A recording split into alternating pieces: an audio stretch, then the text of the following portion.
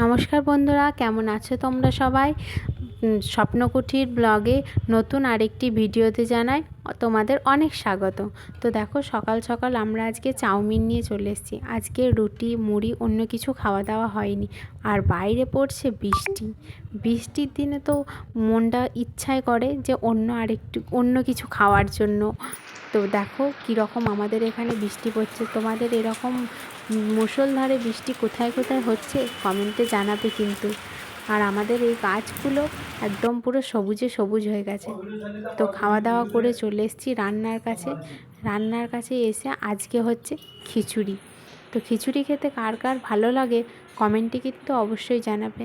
হ্যাঁ, গ্রামে থাকলে হয়তো খিচুড়ির সঙ্গে আরও অনেক কিছু পাওয়া যায়, তিলের বড়া, এইগুলো, বেগুন ভাজা। কিন্তু কি করব বলো, এখানে তো বাজারও যাওয়া যাচ্ছে না, আর বাজারের মধ্যে এত কিছু পাওয়াও যাচ্ছে না।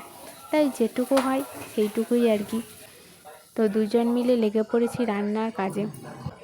দুজনের যখন সংসার, তাহলে একাইবার কেন কাজ করব?